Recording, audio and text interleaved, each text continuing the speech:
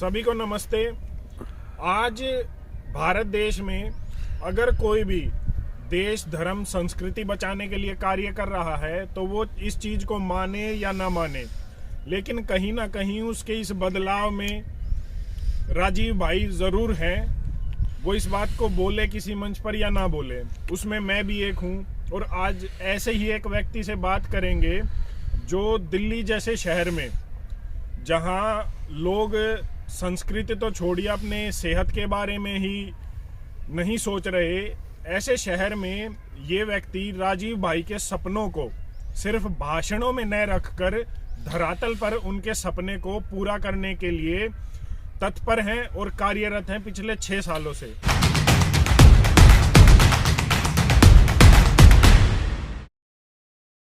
आज हमारे साथ हैं डॉक्टर सुनील आर्य।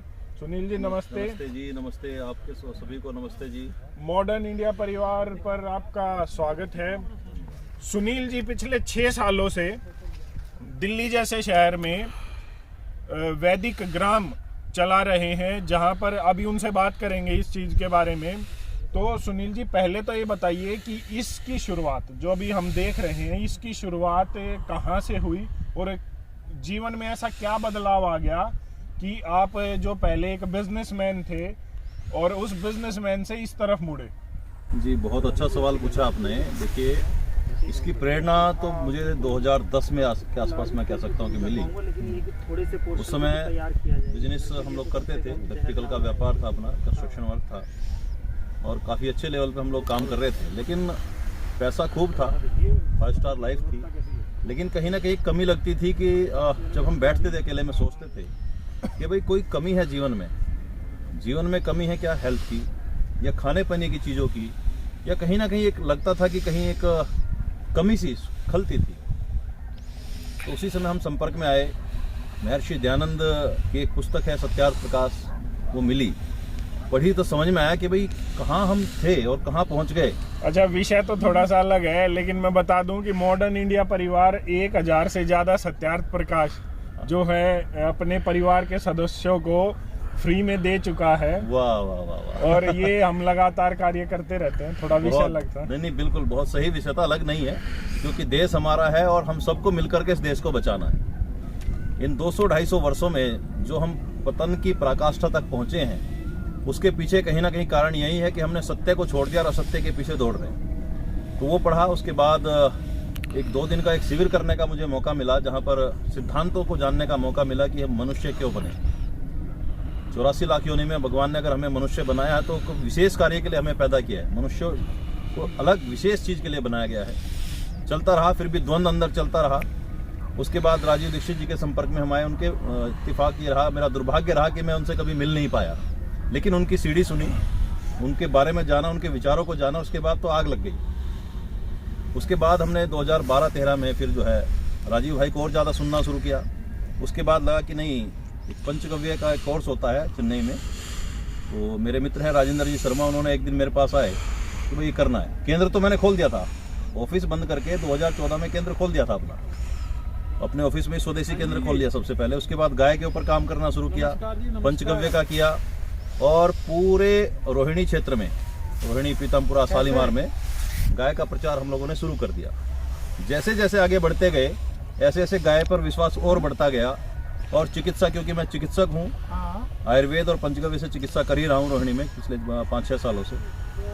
जब मैं बात कर सेक्टर 15 रोहिणी में जब मैं बात करता था अपने पेशेंटों, भाई बिना जहर वाली सब्जी खाओ, तो चारों तरफ से आवाज आती थी कि साहब ये कहाँ मिलेगी आजकल, ये तो मिलेगी नहीं। क्योंकि बीमार हैं और बीमारी को दूर भगाना है, जड़ से खत्म करना है, तो जो टॉक्सिन्स हमारे अंदर जा रहे हैं उनको रोकना है, और वो सबसे ज्यादा सब्जियों के द्वारा जा रहे हैं। तो मैं लिखता था भाई बिना जहर वाली सब्जी खाओ, तो एकदम सामने से जवाब आता, साहब क्या बात कर रहे हो, ये कहाँ मिलेगी, ये तो मिल ही नहीं सकती।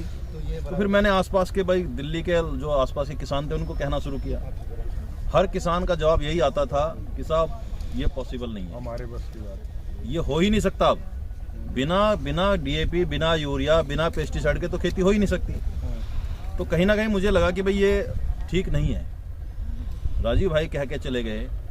उसके अलावा गौकर्णा देवी पुस्तक हमने पढ़ी महर्षि दयानंद की, उसमें क्लियर लिखा हुआ कि गाय के गोबर गौमूत्र से सारी फसल हो सकती है। लेकिन लोगों को मानना नहीं था, नहीं माना।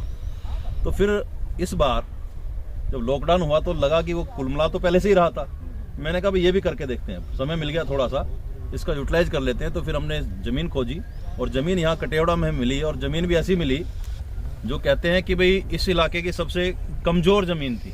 बंजर हम कह सकते हैं कि ये जमीन बंजर थी। जी जी बिल्कुल कह सकते हैं। जब हमने ली फाइनल कर लिया तो एक ही चीज़ देखी भाई, यहाँ पानी लगभग ठीक है, थोड़ा ऊंचाई पे है पानी, और पास में एक छोटी नहर थी तो मीठा पानी भी थोड़ा सा है इस जगह का। तो मैंने कहा भाई पानी अच्छा होना चाहिए, ज़मीन तो हम अपने आप ठीक कर लेंगे। ज़मीन ले ली और पड़ोसियों ने हमें कहना शुरू किया, भाई साहब, डॉक्टर साहब, आप तो फंस गए, आप शहर के आदमी हो, आपको क्या पता खेती के बारे में। और ये ज़मीन ऐसी है जहाँ पे 12 एकड़ में से कभी जो खेत के मालिक हैं वो एक ट्रॉली गेहूं भर के नहीं लेके गए आज तक।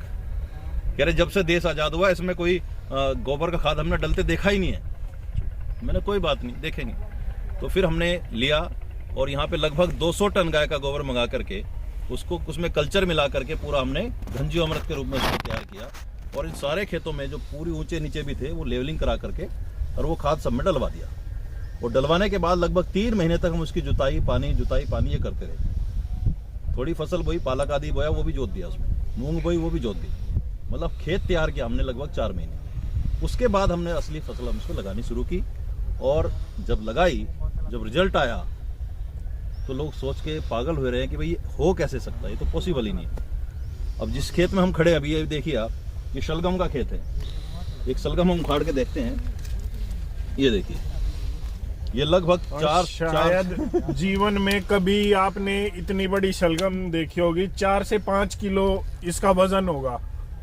क्योंकि मैंने जीवन में पहली बार इतनी बड़ी शलगम देखी है जी।